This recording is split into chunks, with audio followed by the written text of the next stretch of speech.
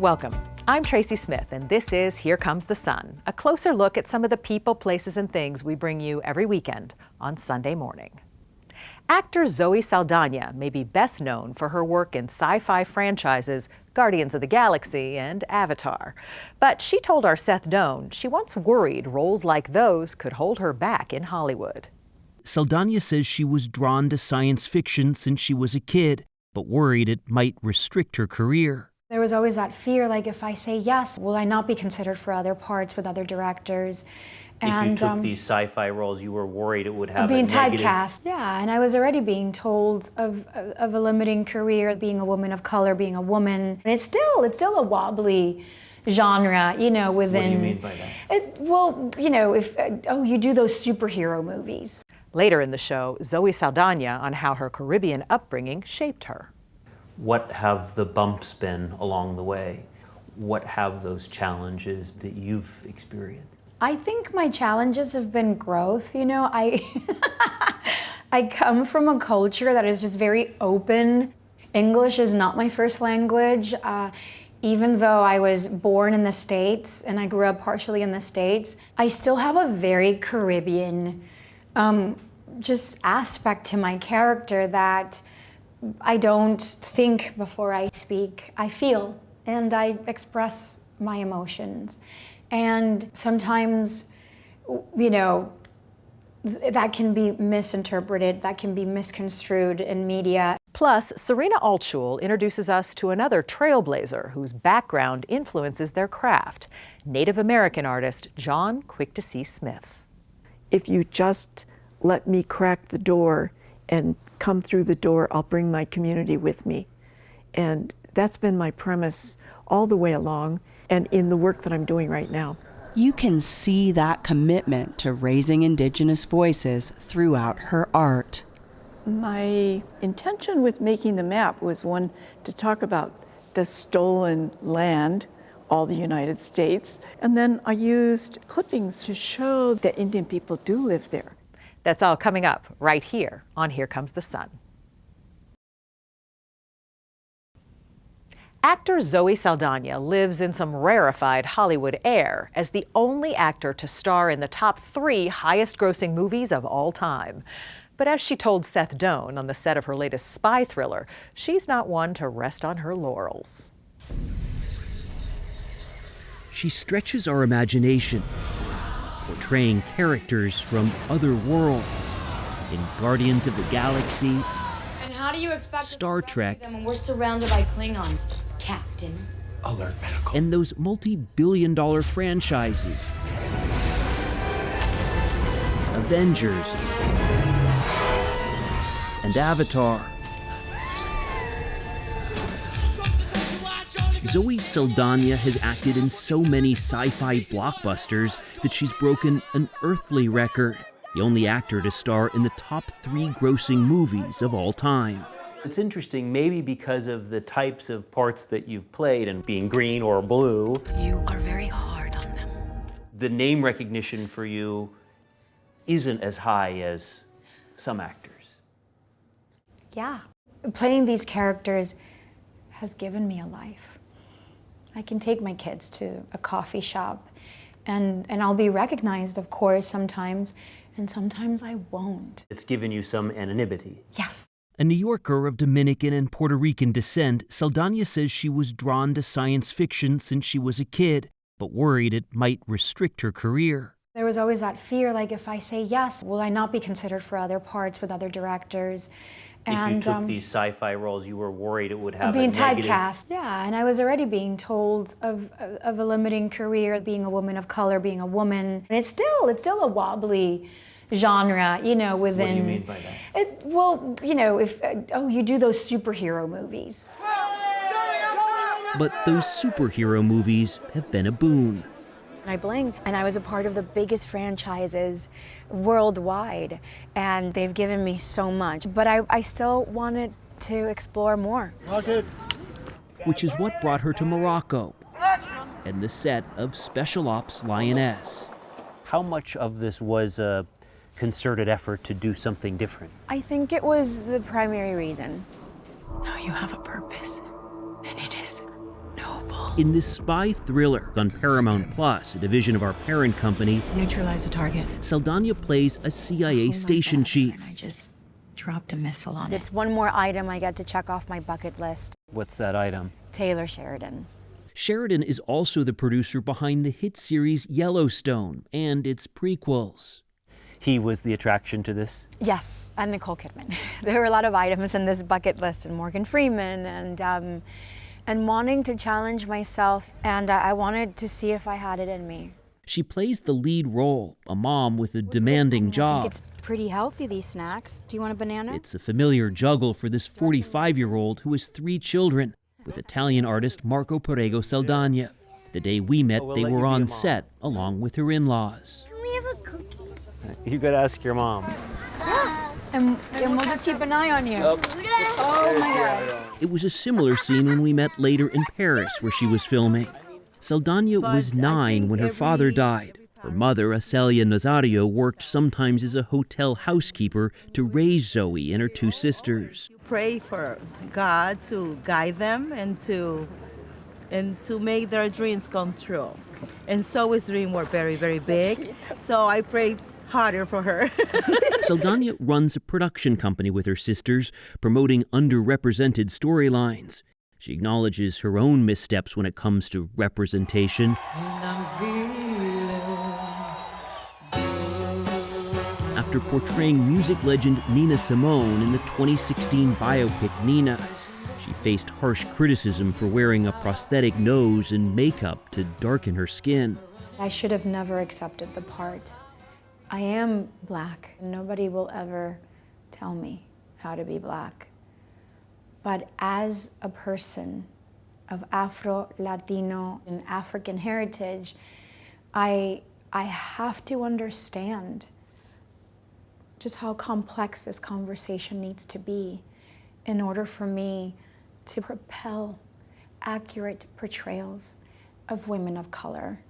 I read through interviews earlier on where you were supporting the decision to portray her.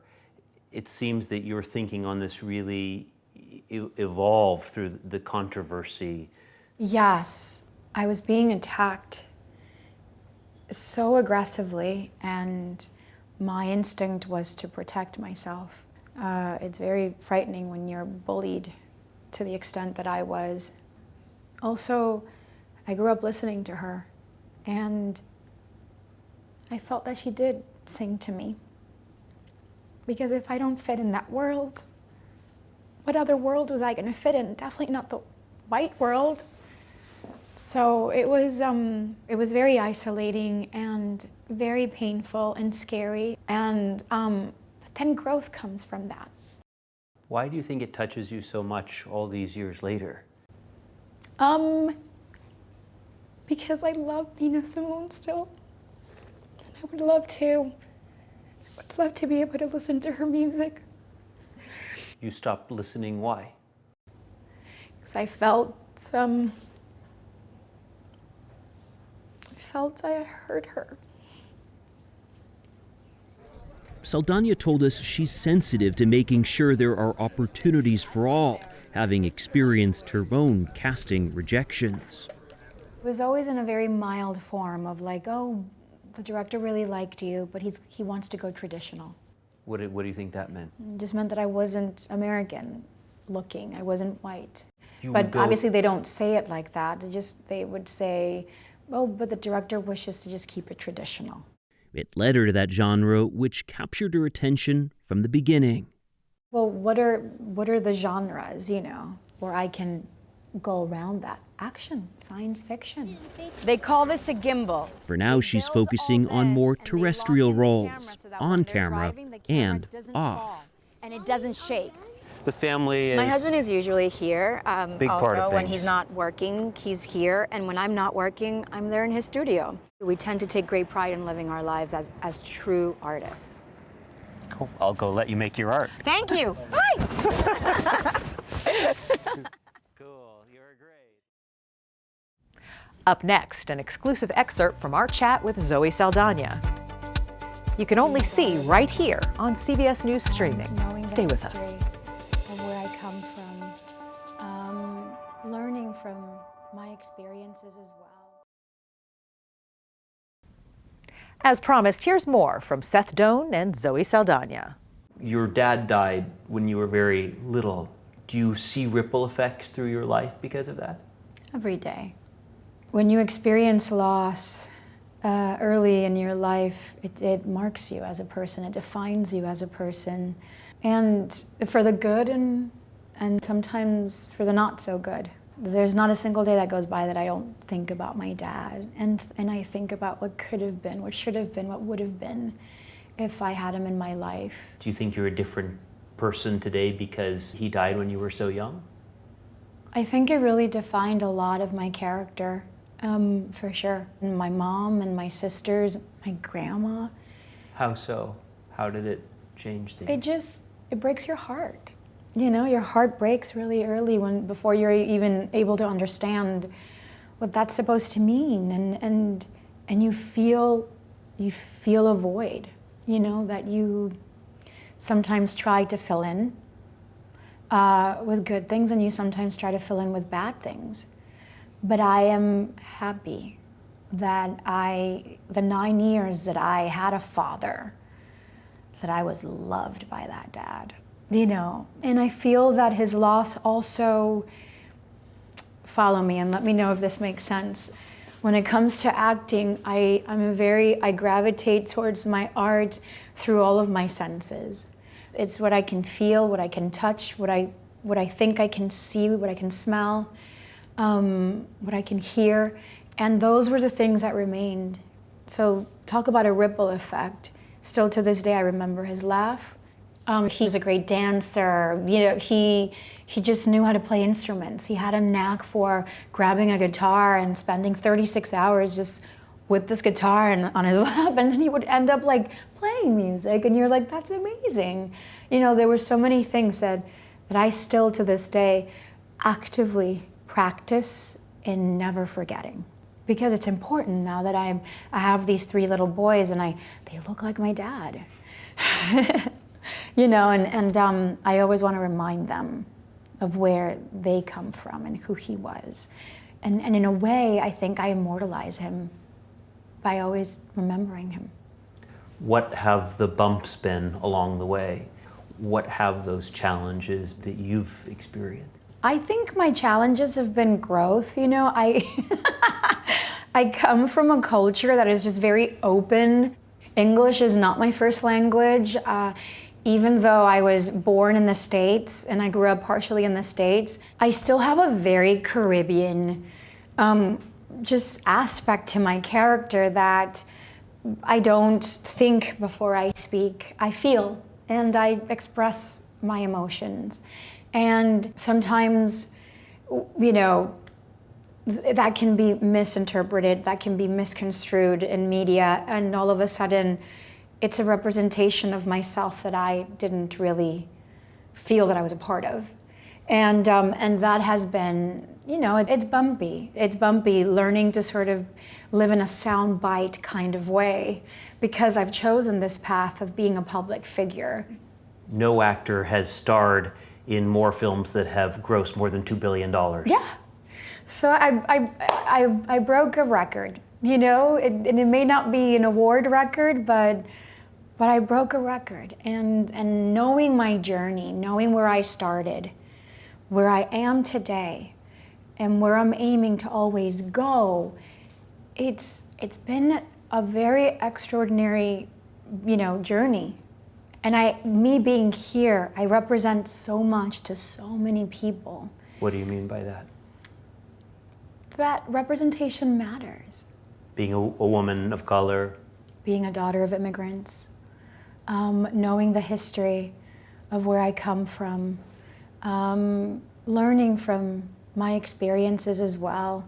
Just being where I'm at, being in space as a brown face, it is important. Because I remember when I was little and I didn't have women in science fiction or in action that looked like me, that would tell me that one day I can be there. Representation matters. Up next, meet Native American artist Jaune Quick-to-See Smith.